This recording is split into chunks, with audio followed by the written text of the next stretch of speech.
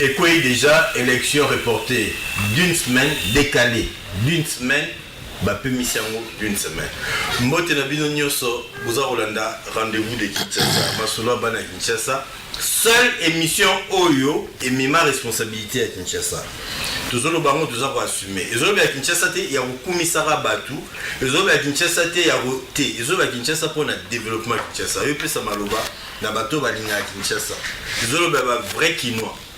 Les autres bah ngai mutolu na ngaba kunda on se dit la selemba oté. Au salani ni pour la selemba. Nous préférons encore Ndemoro ou Pakistanais aya. Alors 4000 personnes musala na misalata so foot avant ma bébé na fin du mois au foot avant que yo Olex Arabatu ba Western Olex Arabatu ba Jeep na ba billet na ba passeport et na ba visa mais ya yo moro pour ça la loroté pour na société là donc Kinshasa na biso ya mwana Kinshasa bato ba retrousser ba manche pour bato na Kinshasa mbote ko bana mo ba fula tima luko mbote na beya na Braza mbote na président Kabila ba Nikotaza Mbote na libanda mokili mobimba travers bato baolanda biso mokili mobimba magie ba nouvelle technologie mbote na bino émission pour le rendez-vous des Quinois nous allons continuer toujours la dynamique dans le changement de mentalité la race de changer mentalité la race de voter pour l'ôté de voter nous ramboka té de voter coterie tribal religieuse ou autre té pour le comment il na batanga la papa la photo voter si vous to yebani pe na Kinshasa. Non, moi, la grande information, il y a pourquoi les Lezake élection et sur le 23 mai décalé d'une semaine de Koboni Kamunga Mbote. Mbote. Kinshasa Téléma. Merci Mbote Ndeko Nangai. Ndeko Bruno Lechouangé, donc mais aux alliés président et Union de Peuple pour le Développement, candidat P. Donc, je vais voir candidat, donc je vais Simon Mbote. Plaisir à un rendez-vous des Quinois. Réaction à Mina Liboso. Élection décalée d'une semaine. Boba Epo, budget, il y déjà moi kilo le 3 mai plus 7. Donc, il y a budget sous fois 7. Réaction à. Première réaction à Yamabe. Nanga, à cause de la batute. Nanga avec mona batondre ba camarade na été puisque pourquoi autour de commenter monsieur le journaliste Tolobaki il y a de préalables à remplir Tolobaki il y a ceci Nanga était catégorique à lobby le 23 il nous amène aux élections l'herbe machine basali théâtre basala qui na au commandement basali théâtre bango sili Tolobi na que non il y a un problème il faut tout décaler muketo solo là pas tout bien to sala Nanga a dit non, niet, toujours qu'il y a une élection le 23. De deux, il y a un mois passé, ou bien 3 semaines passées, chef de l'État et Moko, alors que ça ne dépassera pas un jour. Moi je pense que décision à Nanga. Oya lobi en tant que Nino yo, ezali na mitu na bisoté. Dimanche, ça passe ou ça casse dans ce pays. Président Boni. Non, permettez-moi terminer. On a besoin de toute la question. Ouais. Ah, dans sa déclaration politique, le problème est que le président, il y a commission OYO. Ils ont organisé l'élection. À Sengi, mais à lobby que, vu, tout décalé dans une semaine. Ceux qui ont zélaki 2 ans pour tout ça, l'élection. Cause là une semaine vraiment et comme il problème il faut tout mambo rapport langage no qui langage moi à bras de fer parce que le 23 sur ma machine et que nous voter justement quand on disait à Nanga quand on biso baboni na batu to bisa inanga que il y a un problème il y a des préalables il faut tout remplir en dehors il y a ba doublant na banini ma machine boina toloba ki nae Nanga nous avait dit que qu'on le veuille ou pas le 23 nous partons aux élections prévenez pas pour longtemps.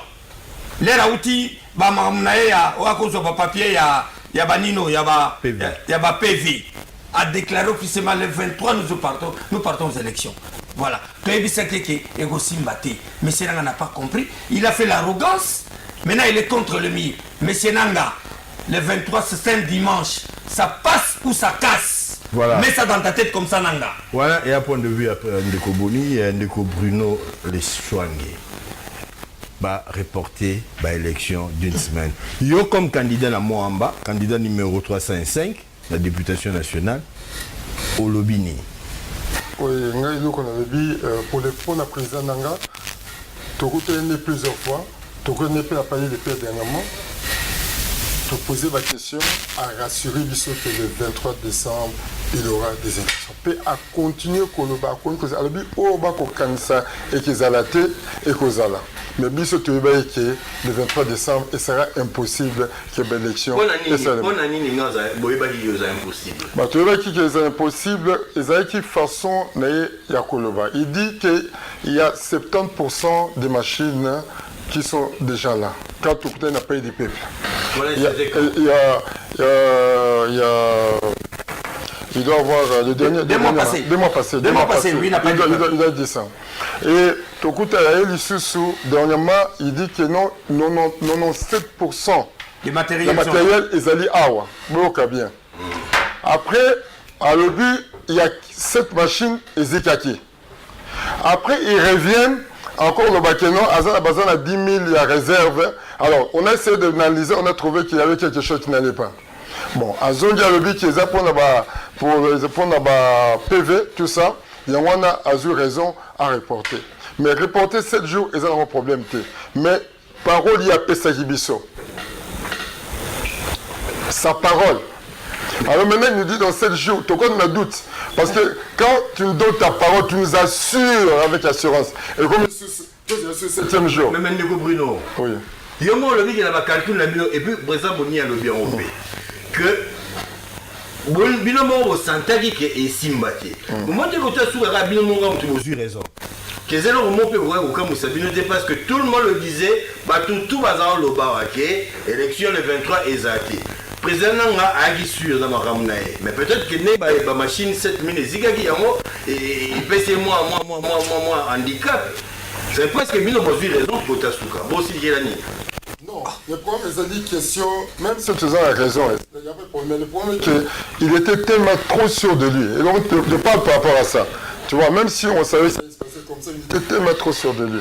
Et c'est ça au juste qui nous fait mal. Parce qu'on a préparé tout le monde pour le 23, parce qu'on était sûr de sa parole. Aujourd'hui, même, j'étais obligé de courir jusqu'à Montbele pour dire à ces gens, non, 7 jours, ils allaient mingite, bokangamutema, bokende. Parce que tout le monde était dans le motopela.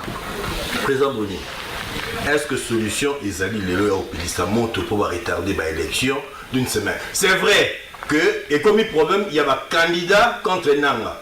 Vous avez un candidat contre la personne de Nanga. Mais tout est la commission c'est pas Nanga. Maluma la banda yango, Nanga ye. Donc commission et on continue.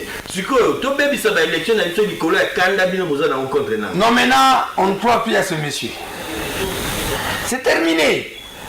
On ne croit plus à ce monsieur Nanga Corneille. Tout le pouvoir sur Naïti. Voilà, monsieur le journaliste, Tobanina Nanga les lotés. Ok, ne va parler du peuple. La même mission n'a pas affaires étrangères partout. Tu as vu que copes aussi mbatté. Aux allez le côté au sala. Même le chef de l'État, il y a 3 mois passés, 2 mois passés, n'a interview moi Salaka. Ça passera pas un jour. Non, mais ça ne passera pas un jour parce que la commission technique est ça qui est. C'est pas le chef de l'État qui organise. Oui, justement. Et la commission technique nous fait payer l'assurance. Justement, nous entrons. Après ça, il y a une assurance pour battre la campagne. En fonction, il y a le 23. Monsieur Nanga doit savoir que nous entrons dans une crise de légitimité dans ce pays. Nanga, Tala, Gino, monsieur le Serge, monsieur le journaliste. Nanga, je t'ai dit que dimanche, ça passe ou ça casse. Non, Nanga. Tu vois là, président Boni. Ouais. Tu réfléchis. J'ai réfléchi. Parce que ceux qui ça casse ici, nous ne pouvons pas repayer ça à Zate. Bisso, tu auras la mort à mort. Bisso, va payer un visa pour Kenya. Ou bien démissionner. Le langage, tu vois, on peut Bisso de Zalaga. Bisso de Ranakim. Bisso de Zalaga. Nicolas Nanga te retrouve pays. D'accord. Donc, tu as raisonné comment tu retrouver solution. D'accord. Nanga, maintenant, tu as mis en tête que tu as la confiance en Naïté. confiance c'est Sili. Pendant la mission une semaine, au cas où on a 1 mois. Pas pendant 3 mois. Au cas où 2 mois. Donc il y a un ventilo anti-souka. Maintenant il doit nous dire. À ça, il réunion là, candidat président de la République, à ça, il y a une réunion. À ça, il théâtre, ça c'est du théâtre. Que nous n'accepterons jamais ça. Net ngai na base na tout ya Mombeli. Mososo, Kingabwa, y compris na ndeko na Chekoko Mulumba. Tokondima ya. Malé maintenant. Ah, là j'ai beaucoup sous. Maintenant c'est quoi toi la carte? Tokondima yango. Bon, mais bon venant. Viens godar montemona. Tout ça est ensemble. Yeba ondima yango te. Tokondima yango te. Monsieur Nanga, atana mutuna ye. Nega osakana, asakana. Permettez-moi, monsieur le journaliste. Monsieur Nanga asakana bane na ndaku na mwasi na ye. Mais biso, ba Congolais, asakana na biso tamuko. Je te dis que dimanche, ça passe ou ça casse dans ce pays. Alors, Ndeko Bruno, oui. Lelo, au moment que il y a un problème, il y a sénité, problème en Angleterre. Ça, il y a un koi. Est-ce que je rôle normalement, il y a il fallait et communiquer et réunir Bino et bon méga solo là pour trouver terrain d'entente voilà parce que décision on a pas de on est moins brusque voilà scène ça la masolo o izani olenga ko musani izani Moi non ko ba ke rôle olenga pour moi rôle il fallait ça là ça en côté ça veut dire que je veux dire que président il a signé il s'est présenté à l'avant et il a eu décision Moko sans pouvoir contacter Celsa et il y a Kimbalamo. Moi je me dis qu'il y a Babylon qui s'est passé ici. Il faut dire que Moutou, ça dit même après a eu décision Balamo à sans consulter comme est-ce qu'on a beaucoup Moutou. Donc ça veut dire que ça ne va pas aller à la télévision le quoi président normalement il fallait Alanda Ndenge Makamibeko Ezali accueilli à côté de président Celsa Basoli Bazuni ensemble. Alors ce qui est à l'éternel Mbalamoko, ce qui est à l'éternel Mbalamoko et Moko, alors bon, je crois que Nanga au juste, ce qu'il a fait, il a fait ce qu'on appelle une violation. Comment je peux dire ça? Ça veut dire qu'il a fait une violation, donc ça veut dire, ça a faute sur faute. Voilà, Ndeko Boni, même question. Oui. C'est yo. Tout le monde a qui n'a sur la lande de Golengankoi. Oui. Tout le monde a eu. Oui. Tout film a eu. Oui. Tout l'exagango a. Oui. Au salaire qui confiance dans la structure, on a suivi encore. Mais là, on attend un problème. Olengankoi a Kewapi. On attend un report. Olengankoi a za Wapi. Merci, monsieur le journaliste. Nenda comme on a Olengankoi en tant que président Sensa pour un calvaire à peuple. Na sengaki que yem tochaki votre actuel premier ministre comme on est va consulter que va Bruno Tshibala. Ce qui Bruno Tshibala na sengaki que va destituer puisque mission a été qui associé à la salle à Yangote tout ça 32 coups de tir le monter ba longolaye ba tela biso mutu mususu on a quoi ça et puis les rwana na contact la structure rwana et soit qui na nous même à ordonnance à chef de l'état lelo ordonnance à chef d'État signamé, ça a coexisté. Moi je pense que, jusqu'à preuve du contraire, M. Nanga n'a pas qualité ni pouvoir, il n'y a qu'à décider de Yemoko. La procédure est celle-ci. Monsieur le président de la République, M. Joseph Kabila Kabange, Nanga Sikoyo, n'a bossé un article de la Constitution, il faut jouer rôle né arbitrage. A Bengissa, institution, chef de corps, nyonso ya république ya Congo bafanda alors nanga a s'expliquer et puis baluka ba lever option na ba candidat président de la république nanga ne peut donc, pas token a dialogue yokana sisa ozo même biso na dialogue yokana sisa na kangi ozo même biso na dialogue d'accord yokana sisa mais nanga n'a pas qualité de servir les matins comme ça to misi bambongo na biso on a nous a poussé une semaine il est qui nanga est qui dans ce pays? Tout se calmer. Nanga se prend pour qui? Est-ce qu'il est un petit dieu? C'est un petit dieu, il a fouillé. Tout se calmer. C'est comme un moment où on a dit tiki. C'est comme ça, maman, bon, attends, ma pays, tu sais, maman, bon. Nalobi nanga. Bon, on a un melioté. Monsieur le journaliste. Deux fois. Pardon. Laissez-moi terminer mes idées. Au Katanga Ipamba. Malembi, non, Katanga, non. Le numéro 36, c'est pour sauver la commune de Limité. Tout le gens, le numéro 125, pour sauver Mwamba. Pour sauver Congo Mobimba. On le met là au ciment. Mais alors, le lot. On a trop le lot.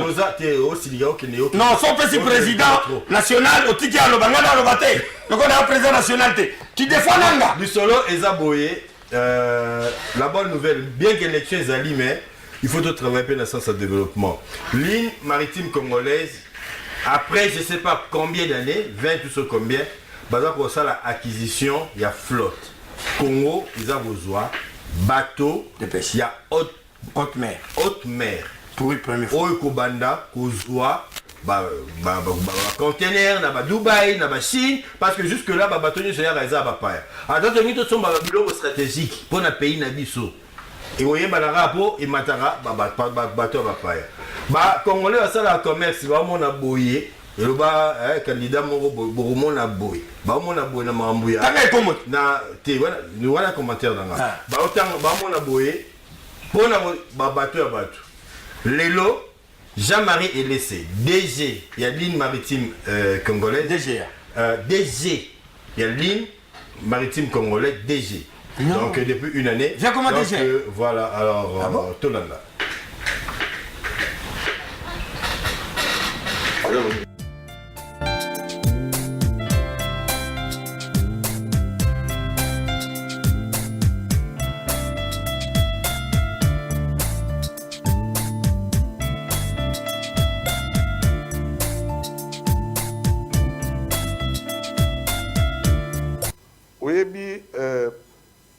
Ndenge LMC ekufite depuis transition oyo ebandaka na 1991 ti tokomi lelo nakanisi na makanisi oyo mokonzi ya mboka asali mpona kosunga LMC ekozala difficile ke LMC ekufa. Oyebi ke mbala ya liboso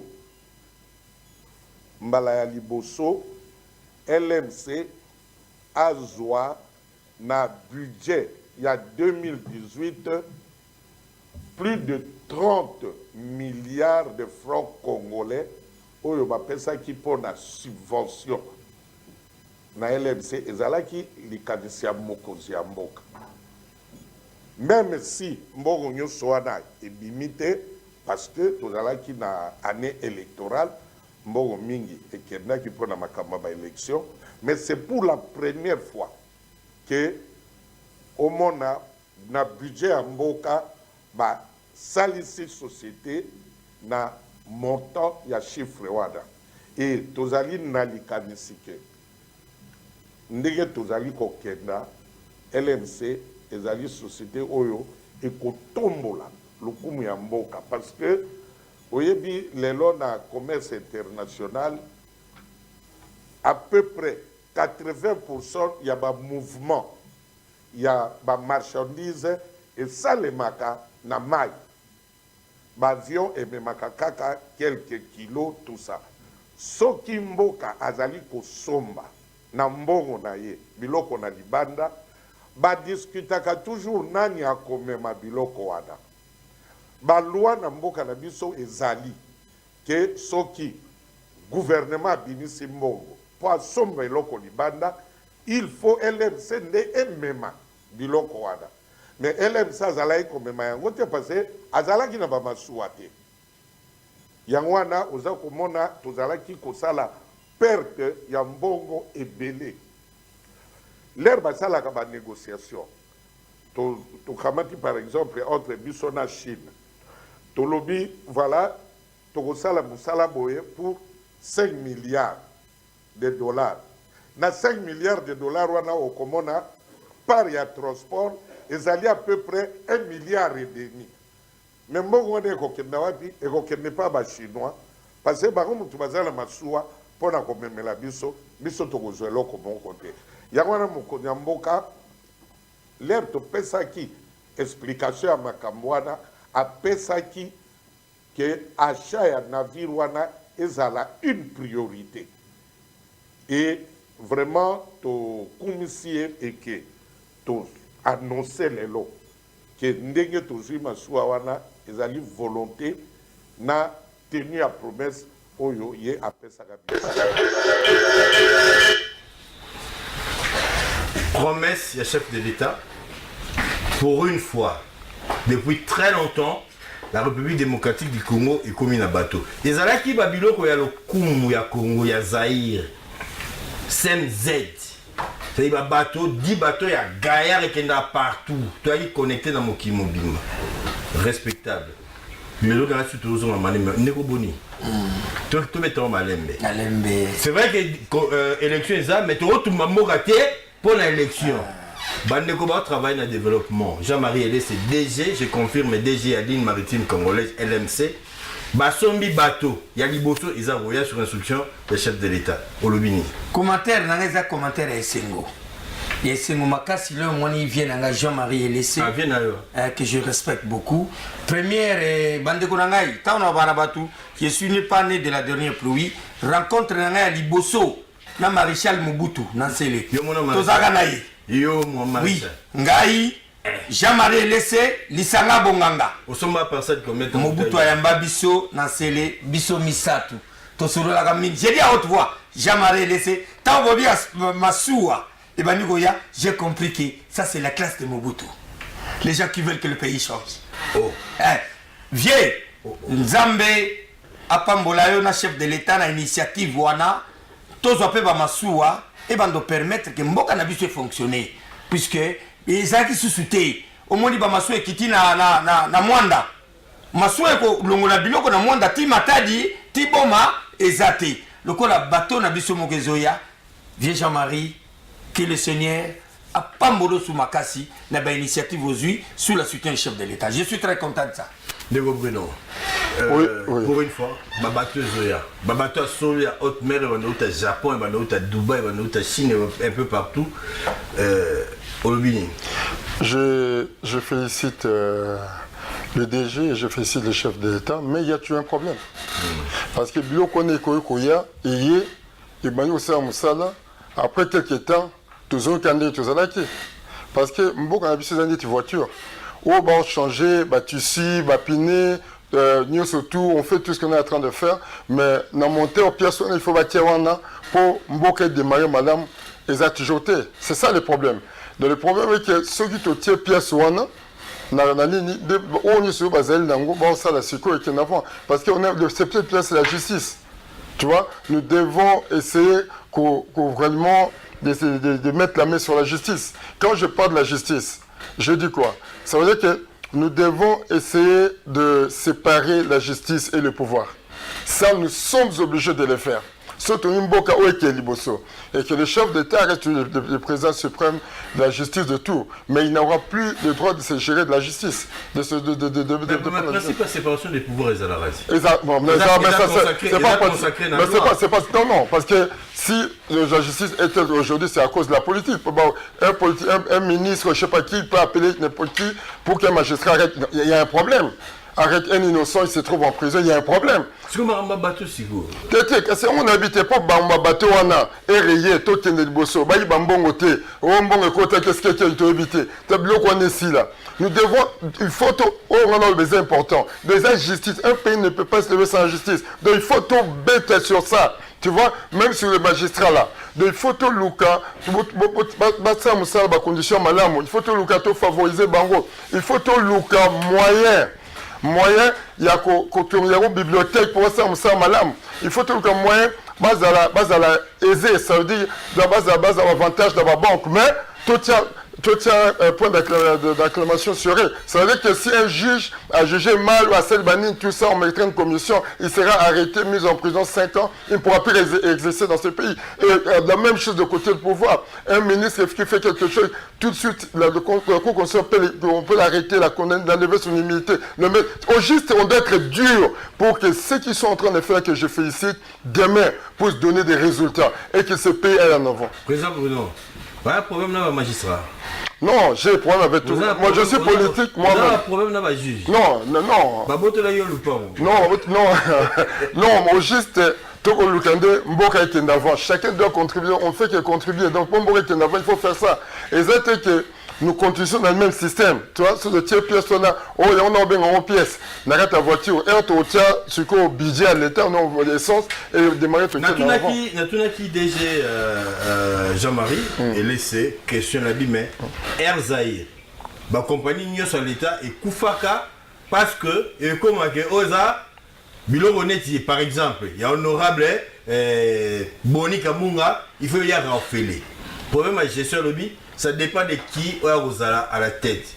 Ça dit que ce n'est pas à un Jean-Marie Hélé, c'est que yo ce qui député, ton ministre, peut s'en injection de numéro du logo. J'espère que je lui souhaite d'être là. Il y a géré une vidéo et puis il y a un musclé à retirer le ministre. Est-ce qu'il est capable de le remettre? Bon, Naïbi. Courage naïe, na capacité naïe. Mais nous avons... Arrêtez le ministre. Ministre... Répondre à la question. Non, il n'y a pas de ministre. Tous ces petits ministres-là, ça ne sert à rien. Toute la réalité, pour un mot qui est Liboso. Oh, ministre, quel ministre? Il n'y a pas de ministre? Ah non. Répondre à la question. Nous avons un problème d'homme. Initiative à bateau de bateaux, navires de mer, c'est très important. J'ai soutenu ça à 100%. Mais il faut changement total de ce pays. Bateau Nyonsu, bateau géré Siko pendant 17 ans. Leur place ne se retrouve plus dans la gestion. Bimi Libanda, to kotisi bateau Sika, bayana éculqué bango makanisi ya Sika pour le développement mboka. Pardon Nazoya. On répond les cas à la question. Nazoya. Tu vas me prendre Yokanan. Répondre à la question. Non, répondre à la question. Non, répondre à la question. Batu Nyonso Basali, les gens, je donne l'exemple, les gens de FCC, tous ces gens-là, ça sert à quoi? Président, ça sert à quoi les gens de FCC? Osons répondre à la question. Jean-Marie, est-ce que Jean-Marie est capable de résister à la tempête de ça est la mission pour le capable? Non, Jean-Marie est laissé en tant que DG. Na vago, na bateau, ce qu'on va pouvoir. Tous ces dinosaures, bateau va gérer Mboka à 17 ans.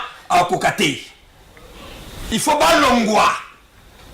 Tous les gens de FCC, balongwa bango nyonstu, bato sikaneti bisola bande konanga tokoti, warde musala ke liboso. Merci. On répond à la question, mais n'habitez vraiment sur ça neni. Alors si quand on a la campagne là, aux alliés de Boni Kamunga, aux alliés candidat député national na Moamba, numéro 125, 36 la provinciale. Et Malembeti, nous avons présenté Oza, candidat de la députation provinciale numéro 36, Limité.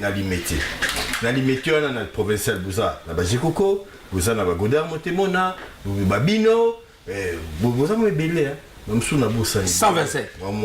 Mais Denis, comme Boni Kamunga, va voter na deux niveaux, na Moamba, na limité pour nani na préféré le belayo parce que yo apporter nini o lobi bakinyo so ba longwa wana ba oui ba longwe pour yo oya na nini. Merci. D'abord bateau to lobi ba kende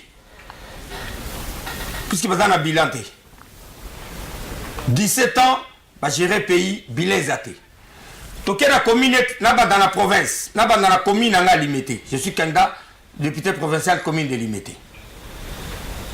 Pendant tout ce temps, Limité, ils ont géré. Le bourgmestre de Limité n'est pas à la hauteur de gérer Limité. Pas le chaos est là, il ne peut rien faire. Nazoya. Ngai Nazoya. Ngai moko d'abord député provincial, il y a commune à Limité. Ba député provincial na biso nyonstu. Gino. Tuna bango soki basali pendant ngale la wena osala ba edi wana. Edi tuana pona développement ya commune pe développement ville à Kinshasa. Ba député provincial basali edit mokote osala organisation ya développement ville à Kinshasa. So que 5 c'est trop. Ba edit mingo zomona. Ozali na province, hein, ezali o ya budget. Et outi na gouvernement. Ba edit mingo zomona. Hein? Obi? Gouvernement provincial. Mingi outi na gouvernement provincial. Bangomo ba député ta mokote azui edit moko important pour le développement ya ville à Kinshasa. Mais ce que ça 5 c'est trop. C'est bon. Bon, sur le plan national, tu constates, le député national Nyostou, je donne un exemple pour la ville de Kinshasa. Pendant ces 2 mandats, il y a des bonus. Incapable de faire la SMIC.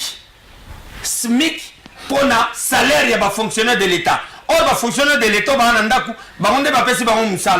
ata projet moko ya loi ça la SMIC pour le paiement des fonctionnaires exacts. Il y a un Libanais qui est nous, quand nous venons à l'Assemblée nationale, Assemblée provinciale et nationale, et ça, Assemblée, il y a des défis. Le pays est totalement par terre. Il faut relever des défis. Pour relever des défis, on a tout ça, la loi est important. Il faut sauver l'entité. J'arrive. Premier, net in la ville à Kinshasa. Le Kamboya Liboso, pour la commune à limiter. Projet donc édite à Liboso Kobunda, comme ça la tirage. Na ba rivière net yolo. Na plus dans la commune à limiter kaka. Rivière net yolo, ozo faire inonder Mombele Mobimba, Mososo Mobimba, Kingabo Mobimba, za rivière wana. Oyo bande kona biso ba o ba na pouvoir ba sali yangote. Je pense que c'est un gouvernement de défi. Dès que je suis là, c'est pour sauver le peuple. Si on a zone nationale, na ko sala effort moko ya makasi. Tout ça là, la loi portant organisation 1. Il y a réaménagement, il y a projet de réaménagement, il y a ville à Kinshasa. Ils sont là déjà. Non. Ce que ça pourrait appliquer à côté. Donc, les députés provinciaux, ça les côté. Parce que Zalaka, on devait créer des édits sur ça pour le fonctionnement. Il y a le ville, Mboule Beti par exemple. Je suis très content, on a dit sur le Nasepele Makas, le Bina Sokota Mombele, na 23h45. Na koti, na pont ya le Aïd Mombele, na Sankourou, na koto yo Nino yo boulangerie à Pouma. Place wana Dino. Mai moko. Nano monte na 5 population, boko tanzela, toko tana 4 ya makadam. Na mona ministre Godard, azobi Mombele. Mai, batpa sécurisé carnet, je suis content qu'il a vécu ça. Merci. Ok, Moussiga. Neko Bruno Lichangwe, vous êtes président, il y a Union de Peuple pour le Développement, vous êtes candidat dans Moamba numéro 305. Pour Nini Osenga, Bakinois, et particulièrement dans Moamba, voter. Dans Moamba, la nationale, il y a combien de sièges? C'est 11. 11 sièges. Donc, il y a Zumoro. Confirmé déjà, alors, avant de commencer, pour Nini, Osenga, Bana Moamba, Bana Kin va voter. Donc, ce n'est pas Moamba, parce que Baïska va voter. Voilà, je crois que c'est que je vais au Parlement défendre d'abord, na bandane ti toko pesa exemple, na koki ko bundana tout ça le système à trame de proximité, ça dit ba trame yuta marniti neti limité kende nini matete et de matete kenengaba et qui se soit là développement et transport. Le transport, oui, ça je vais faire ça. Je vais m'occuper de ça. On va même s'il est possible tout ça, ce qu'on appelle le métro basse. On peut faire de si l'État a des moyens peuvent le projet là, ça veut dire que les alliés Banzela ils allaient interposer dans l'écolo. Donc Banzela on a ce que Babi sur le Kanzela et là comme côté voiture que le Kanzela on a été et pour les autorités moi en droit de Kanzela on a été les a uniquement pour la bus. On est que permettre Batou ceux qui ont quand même à 10h 11h on a comme place sur ça je passe sur le plan national. Ce que je parle maintenant Nakati il y a limité ce que tu as université comme l'INIKIN qui est là, tant qu'il y a commis trop bundana, là l'État peut réhabiliter une équipe parce que l'éducation est très importante. Et même des écoles primaires qui sont où ils allaient wana. Parce que ça je parle au niveau autant que des là ici tu as un problème grave dans beaucoup. Bah kati manzete nyoso. Donc tu me places en bon mas ils allaient souster. Donc ça veut dire que tu vois l'opération le nanzete dans les pas moko. Tu l'as ici. Au moins ils allaient que Batu bazali ko négligent. Au moins na kinse sous ce bokei je parle de Mombele kinse c'est grave. il y a bandako qui koya batuba, personne ne fait attention à ça. Donc ça dit que tu bundana, ça va au niveau ba côté wana, ba côté apé banzela, to le capé to tia ba peuple wana bien. Ngamo na côté qui mbela oti mbela, nenga loba, mighty hour. Na oti si mbela pour nous calmer ba tunabi non, et ambo ba biso 7 jours les belete, to zela. À cause de 7 jours pour tout kende. C'est après 7 jours de Toroloba. Mais pour le moment, tout vendre à tout là, 7 jours c'est pas beaucoup. Et c'est le moment normal. Il y a un FC Baron, il y a un outil de mon bel. Il y a un réagissait comment? Comment il y a un mot et c'est normal. Qui va passer 7 jours. Donc, Botika Ango, tout peut s'amuser 7 jours, chance, tout mati jour. Donc, ça veut dire que voilà.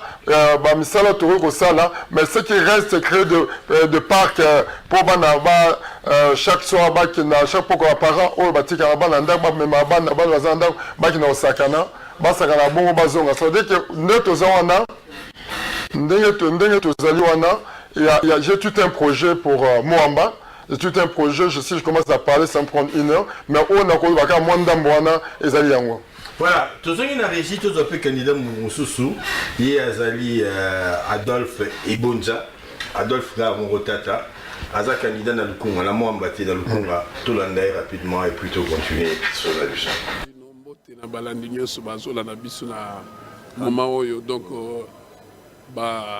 Bonne fête à Noël, bonne année. C'est votre humble serviteur Adolphe Dominguez et Longo Lodi Ebonja. Candidat numéro 171. Na Lukunga, donc bana Lukunga bayebi, batutu bayebi qui est candidat. Vraiment, nazo singa na bango, kaka ba soutien na bango, parce que bango ne bayebi saki biso, il faut tous à la peine na pilote, na parlement, tous à la peine na docteur, tous à la peine na artiste, tous à la peine na économiste, tous à la peine na juriste, tous à la nyoso. Comme ça, 500 wana est représenté Congo Mobimba. Là, ils ont dit Soromoni. Commissaire du peuple aux OPC Valais. C'est comme si vous qui commissaire du peuple n'est pas député et comment on va député. C'est comme une rôle à la valeur. Ça veut dire quoi le commissaire du peuple comment on peut ça mon t-shirt pour pas voter, on peut ça 1000 fois pour pas voter. C'est pas sérieux, c'est pas commode. Donc il faut député Aya n'a pas idée à bien parce que député ça la loi. N'a qu'au surveiller le gouvernement. Député Salarate, on a fait ça dans la député, on met ma dossier, dans le parlement, dans la plénière, va discuter, ça la commission, après, va salir le gouvernement, va bénéficier. Parce que si on fait une population plus de 32 ans, tu as collé dans bango, tu as pas sa population, tu as vu sa population, tu as vu la population à l'Ingavanil. Il y a un lobby tout à la l'hémicycle pour la population ACP. Le problème est que surtout Memayango pour la population. Dans le but, c'était vraiment. Bana Lukunga, Bilonyoso, Bozana Simanangaï quoi. Jour où on a lobby, Bisonyoso, Tété, Moulé, Bété, Bété, tout le voté, 170, mon numéro idéal quoi. Donc c'est ça. Rapport à une semaine pour Lili. Non, mais il faut aller là parce qu'il y a trop de pression. Trop de pression par rapport à la population. Il y a toqué le vote, mais bon. Il faut que c'est ni mutaza mutuazo bongisa makam. Tant qu'on a pour une semaine, bon, ça ne dérange pas. On va continuer à marteler qu'on soit là, base nabiso, qu'on soit là, fan club nabiso. Parce que nous on a deux choses. On a nos bases, on a aussi nos fan club. Tout soit là, bango, tout est bandé toki na maponami quoi. Après ça la carré quoi. Mais je sais qu'il y a 14 sièges. Donc mon goza pour moi na Wengi, Adolphe Dominguez candidat. Mambo bala wengi bakotia donc mais alors que rapport à une semaine stressée toujours il y a la Mampouloba qui présente. En fait moi Bobi démarche nangai Adolphe a fait ses positions naé, il vient maintenant, il y a 3 jours qu'il entre dans la scène politique congolaise. Oui, je ne l'ai jamais vu parler de la politique, je ne l'ai jamais vu parler d'une déclaration politique. C'est pour la première fois que je l'ai suivi. Non, suivez-moi quand même. Une semaine, ce n'est que normal, on a pas deviné. Mais pour Nangaï, tu as été, tu as quitté la cité, tu as dit que quand même, base à la tolérance. Tolérance, Sango. Mais, permettez-moi, monsieur Serge, c'est très important, monsieur le journaliste. Nanda doit nous expliquer très bien qu'est-ce qui se passe. peut-être tout ça il doit arrêter. On va dire déjà. Eh, il y a un dit aux Singa on dit aux Singa. Mais c'est Nanga doit respecter les Congolais. Ngala Sengi Naye, s'il veut que nous acceptons. Pour qu'on dise ça casse ou ça passe, pas tolérer un go. Allez cahier Mokonanu. Alors le peuple congolais, pardonne-moi. J'ai commis une erreur dans ma zelaki. Sikoyo, Bopé Sangaï, Mwango. Pas je vous dis, si nous laissons Nanga dans ce théâtre, nous avons une semaine, on a coupé dans Makamoussousou. C'est un homme de théâtre connu. Merci. Depuis très longtemps. Merci. Alors, on a eu à réagir, on a communiqué à la décision et à arrêter le gouverneur de la ville ou à interdire le meeting, il y a le candidat président de la ville de Kinshasa. Le motif, il y a risque, il y a débordement. Risque, il y a débordement. Ndeko Bruno, au Kanisini, il y a une décision. Bon, là, c'est le Dikambana, le Neti. Il fallait que tika batu libre bakende basala bani basala sili abazongi. Bon, tango bango bazali ko sala ndi basala bo ezaniti baza ko exciter batu, réellement que sur les occasions, basala likambo, basala injustice et tant que depuis le début na moni batika ki batu, basala makamna bango bakanda bando kende bien. Et comme il empêcher tout ça, moi je crois que ça c'est nous-mêmes nous provoquer. Si on aime toujours aller avant de mettre les mamans ici, nous on va dire qu'il y a un baba panzani et c'est là. Je crois que même si on a un discours, tu vois quand on a combattu tout le temps les cantés, tout le temps c'est discours on va si qu'on est il y a lequel qui a moins de le matin. Bon c'est quoi qui est interdit yango qui va s'arrêter bon. Interdire le candidat président. Présidentiel. Parce que Yosa Kinshasa le lot sur le terrain. Au sentir que moi arrivé à ma candidat président, ils avaient que ça la moins effervescent. Moi, Ngombi, voilà, ils ont bien. Ils ont moi sorte il y a ambiance morobo, mais est-ce qu'on va casser en gros? Ça dit même si nous avons des élections aujourd'hui, ambiance on a tout raté en gros. Il n'y avait vraiment pas de risques sur le plan sécuritaire, sur le plan via Batou. Il n'y avait rien à craindre d'après eux. Bon, moi je crois que au moins le connaît rendez-vous. Il y a que Batou basa les caméras bango, bien ne pas empêcher. Alors ils vont empêcher, mais parce que comme maman aussi il y a un film yana, et comme maman il y a qu'on a demandé maman il y a comment je crois que dernièrement Batika qui je crois que Batika qui Félix ça un discours de calme. Mais ça qui a zoré très tranquille, je crois que c'est la même chose avec Félix dernièrement à Wanani, mais tranquille mais ceux qui mais le connaît banda so biso tu vois botindi Batou ba empêcher Batou. Batou on a beaucoup empêcher maman neti bozangi si bango yoko bango ba ki ba yoka. Et créer problème, on a maman, c'est pas ça. La décision d'après, la décision ils a bien été. Bon, décision a école cause à la bien comme cause à ma baie. Tu vois, mais pour moi, je crois qu'on devait laisser faire les affaires. Ndekoboni, même question. Prestation à candidat président sont suspendus à Kinshasa pour crainte il y a un débordement où il y a craindre. Il y a aucune décision. En fait, moi je voulais seulement dire que monsieur le gouverneur de la ville de Kizandre Kimbuta, cher aîné, me salue, que je respecte beaucoup. Avant sa décision, il devait consulter les gens. Et qui croit pas que comme il est gouverneur, c'est lui qui doit décider tout dans cette ville. Il faut consulter les gens. Non, réunir les gens. Banani. Bactère non sous. Bactère sur le banani. Candidat président de la République. Au lobby Nabango, voilà sur le plan sécuritaire, il y a ça. Candidat président de la République, Bazali, sur terrain, Bazali à Bamboka. Non, Bazali à Bamboka. À réunir Bango quand? Alors, d'accord, je vais bien. À réunir Bamboka, il ne peut pas prendre une décision comme ça, mais il faut expliquer bien cette décision. Sur le plan sécuritaire, que le gouvernement ne pense pas que la décision qu'il avait prise en 2011 en suspendant Kabila, le chef de l'État actuel, et M. Félix Tshisekedi, c'est le même moment. Etienne Tshisekedi et Vital Kamé. C'est le même moment. Le contexte est différent. L'ère 2006-2011, le peuple n'avait pas cette maturité que nous avons maintenant aujourd'hui. Là, le gouverneur doit mettre un peu de l'eau dans sa veine. Gouverneur a dit à craindre éventuel effervescence ou débordement et au salama ou qui n'a pas de dégâts.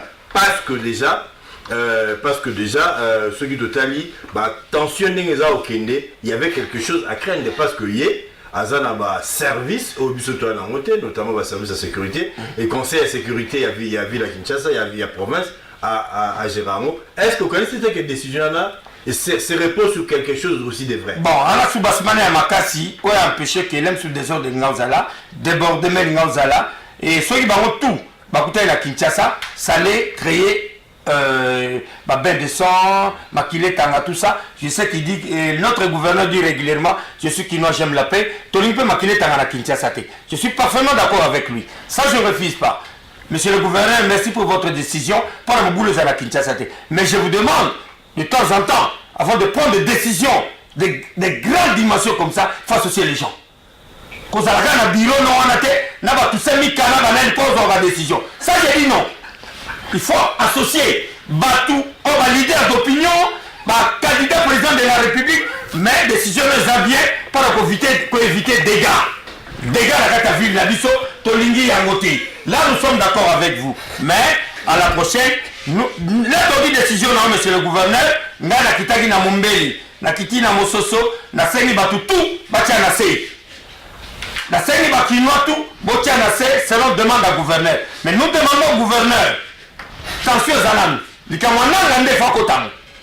Merci. Il faut qu'on bien. Alors, dernier tour de table, Ndeko Bruno, aux caméras, aux un micro, expliquez Bana Mwamba, idéologie, et puis au ça va venir pour te combiner Souka.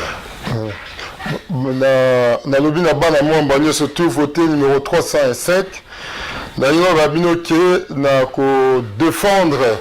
Nous défendre auprès du Parlement, nous bunda pe makas na Parlement, pe nako demander na Parlement, loi nyonso to oyo bako voter, ça la commission a suivi et la nango tina pratique nango. Donc na rozala wana nako bunda bino moko boko mona na kosala tout que raison de surtout ezali na mayi comme lemba ezalaki bien mayi comme te nyonso tu wana l'état na kobunda po baluka basala musala baluka po babunda po basala musala po bamayi wana eke tonda na lemba lobi na kendaki na oki soni lemba oyo nga na ebeli oyo esika nga na koyeli na esalaki nga motema pasi tokobunda mai na salongo ekomaka te lemba akoma na problème ya mai na kobundela yango biloko wana ekosila. Ça je vous garantis soki bovote ngai. Donc tout dépend de vous. Numéro 305 305. Moi ndeko mboni na mukuse loba koloba mamba batuje loba kamno so loba mamba bataboto loba mamba naloba nanga pe mingi te naloba mingi te naloba mingi te ngai talamba ba voter pour la nuit bon voter nga d'abord pour chasser tous les médiocres.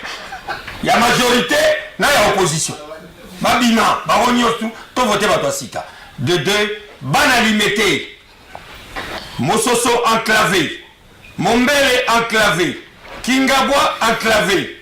Toko Bunda pour le désenclavement, il y a Mombele ba quartier Salongo.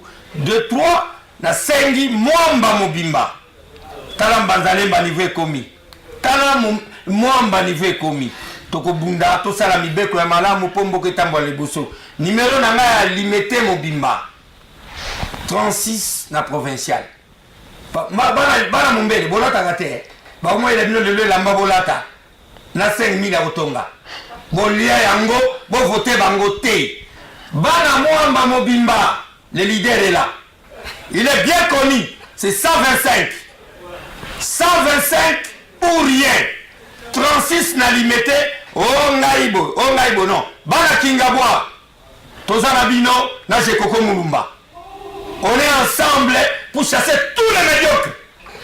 Merci Ndeko Boni, candidat député national 125 dans Moamba et puis 36 dans la provinciale à Limité. Merci Ndeko Bruno Echang Wembei, vous allez candidat numéro 305. Bonne chance à vous et surtout bon courage avec une semaine Bubunda. Merci Nabino Nyoso Bolanda qui est Michel Alcharelo. Merci le président Gabi, mais merci l'équipe Zakiara. Donc du pro quoi, du pro. Mandek, vraiment dans le Bichara automobile, non, c'est pas possible. Donc Maurice Gigandou, Eric Ewela, donc voilà. Émission ici, merci. Ndeki. À demain. Homme fort.